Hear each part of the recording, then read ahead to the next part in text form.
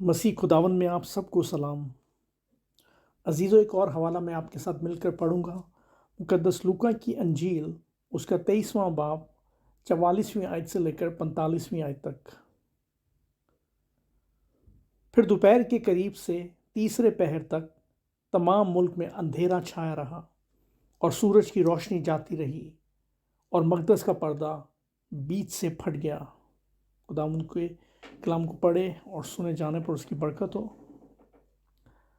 عزیزو، جب مسیح نے یہ کلمہ کہا، تاریکی کے 3 گھنٹے ختم ہونے والے تھے۔ آخری 3 کلمات مسیح نے تیسرے پہر میں کہے، یعنی 12 سے 3 بجے کے درمیان، جب تاریکی کا وقت تھا۔ مقدس یوحنا اور متی رسول فرماتے ہیں کہ تمام ملک میں تیسرے پہر تک اندھیرا چھایا رہا، سورج نے اپنی روشنی دینا چھوڑ دی۔ عزیزوں، میں سوچ رہا تھا کہ سورج کس طرح اپنی روشنی دے سکتا تھا جب وہ کائنات کے نور کو پست ہوتے ہوئے دیکھ رہا تھا۔ روشنی کا بنانے والا خود تاریکی کے گناہوں میں ڈوبا ہوا تھا۔ اس نے ہمارے گناہوں کی لعنت اپنے اوپر اٹھائی ہوئی تھی۔ عزیزوں، اس تاریکی کے بارے میں جب ہم ارلی ریکارڈز دیکھتے ہیں تو وہاں پر ایک ہسٹورین 52 AD میں، جس کا نام تھیلوس تھا، وہ اپنی کتاب میں بیان کرتا ہے کہ ٹیبریس سیزر کے دور میں 6 سے 9 گھنٹے کے دوران دنیا پر اندھیرا چھا گیا تھا، اور وہ اپنی کتاب میں کہتا ہے کہ یہ کوئی چاند اور سورج گرہن نہیں تھا، بلکہ ایک گہری تاریکی تھی۔ اس نے اس کو سائنٹیفکلی طور پر بھی اس کو پروف کیا ہے۔ عزیزوں، ہم جانتے ہیں کہ چاند اور سورج کا بنانے والا مصلوب ہو رہا تھا۔ ہم کلام مقدس میں دیکھتے ہیں کہ آدھی رات کو عدالتیں لگائی گئیں۔ یسوع مسیح کی 6 پیشیوں کا ذکر ہمیں کلام مقدس میں ملتا ہے۔ 3 سردار کاہن اور یہودیوں کے سامنے، اور 3 رومی حکومت کے سامنے ہوئی۔ یہودی لیڈروں نے رات کو عدالتیں لگائیں۔ جب بھی کسی مظلوم کو سزا دینی ہوتی ہے تو حاکم وقت کا بھی لحاظ نہیں کرتے۔ آج کے دور میں بھی ایسا ہوتا ہے۔ تھوڑے دن ہی پہلے ہم نے پاکستان میں بھی دیکھا کہ آدھی رات کو عدالتیں کھول دی گئیں۔ یسوع نے کہا تھا کہ یہ تاریکی کا اختیار ہے۔ عزیزو، جب ہم اس کلمے کو دیکھتے ہیں تو مقدس یوحنا رسول فرماتے ہیں کہ جب یسوع نے وہ سرکہ پیا تو کہا تمام ہوا۔ یسوع نے یہ کلمہ کسی خاص شخص سے مخاطب ہو کر نہیں کہا، جیسا کہ ہم نے پہلے کلموں میں دیکھا کہ وہ خدا باپ سے، ڈاکو سے، مریم اور یوحنا سے مخاطب ہو کر باتیں کر رہا تھا۔ اس کلمے کا تعلق کسی سے بھی نہیں، پھر بھی سب کے لیے ہے، کیونکہ یہ کلمہ بولنے سے پہلے خداوند سرکہ پی رہے تھے اور سب کی نظریں یسوع پر تھی۔ لہٰذا یہ کلمہ سب نے سنا، اور یوحنا واحد وہ رسول ہے جس نے اپنی انجیل میں اسے قلم بند کیا۔ جب یسوع نے وہ سرکہ پیا تو کہا تمام ہوا۔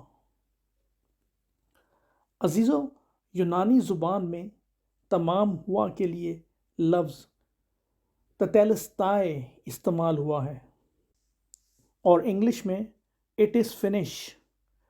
اس کے لیے پرفیکٹ ٹینس استعمال ہوا ہے۔ پرفیکٹ ٹینس ماضی، حال اور مکمل۔ وہ کام جو ماضی میں شروع ہوا ہو، ختم ہوا ہو، اور اس کا اثر ابھی بھی باقی ہو۔ عزیزو، لفظ تتیلستائے کے بہت سے معنی ہیں۔ کسی کام کی وہ تکمیل جس کو کرنے کے بعد مزید کچھ کرنے کی گنجائش نہ ہو، یا پھر مکمل تابع داری، جیسے مسیح یسوع نے کہا تھا کہ اگر ہو سکے تو پیالہ مجھ سے ٹل جائے، تو بھی میری نہیں بلکہ باپ کی مرضی پوری ہو۔ اسی طرح ہم دیکھتے ہیں کہ کسی قرض کی پوری ادائیگی کرنا، کسی قرض کی مکمل ادائیگی کرنا، پیڈ ان فل۔ عزیز و کاہن ہر سال قربانیاں گزرانا کرتے تھے۔ گناہوں کے لیے، مگر مسیح خداوند نے ایک ہی بار اپنی قربانی دے کر ہمیں ان قربانیوں سے ہمیشہ کے لیے آزاد کر دیا۔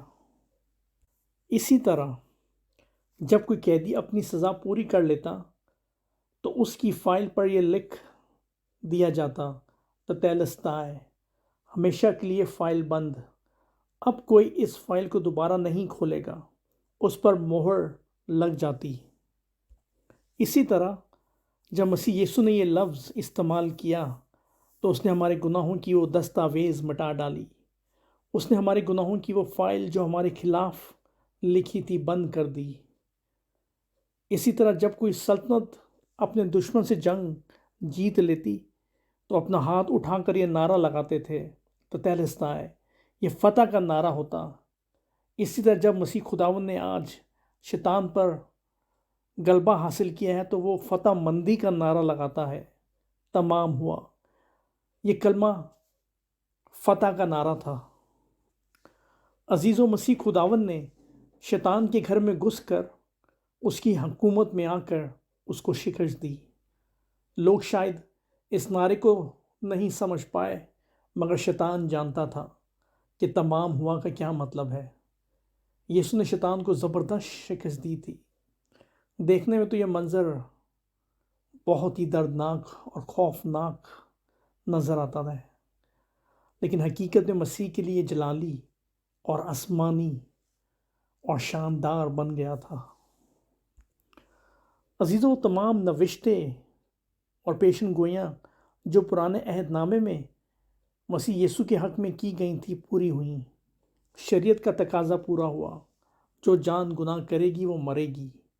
مسیح ہم سب کے لیے موئے، اس نے گناہ کی معافی کا کام پورا کیا۔ لکھا تھا کہ بغیر خون بہائے معافی نہیں، وہ اپنا ہی خون لے کر پاک مکان میں داخل ہو گیا۔ مسیح خداوند نے اپنے زمینی کاموں کو ختم کیا، اس نے بیماروں کو شفا دی اور مردوں کو زندہ کیا۔ اس نے خدا اور انسان کی صلح کا کام مکمل کیا۔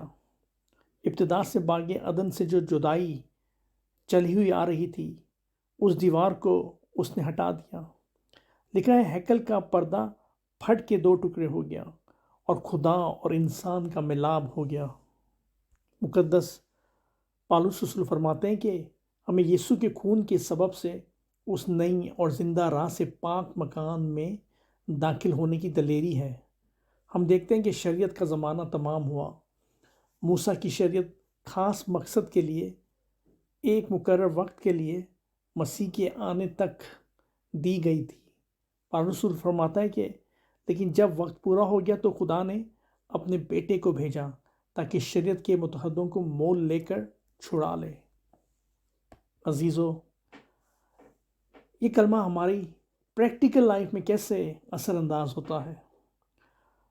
وہ جو کام یسوع نے صلیب پر ختم کیا، کیا وہ آج ہماری زندگیوں میں ہمیشہ کی زندگی کے لیے جاری ہے؟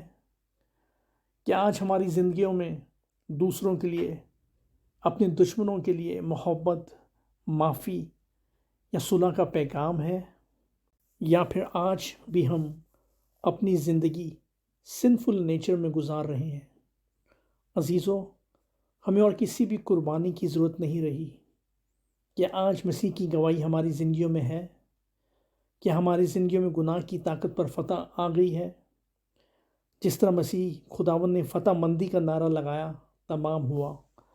کاش آج ہم بھی اپنی زندگیوں میں ابلیس کی ان تمام بدیوں کی قوتوں کو اور اپنے سب گناہوں پر مسیح کی طرح یہ کہہ سکیں کہ تمام ہوا۔ خداوند آپ سب کو اس کلمے کے وسیلے سے برکت دے۔ شکریہ۔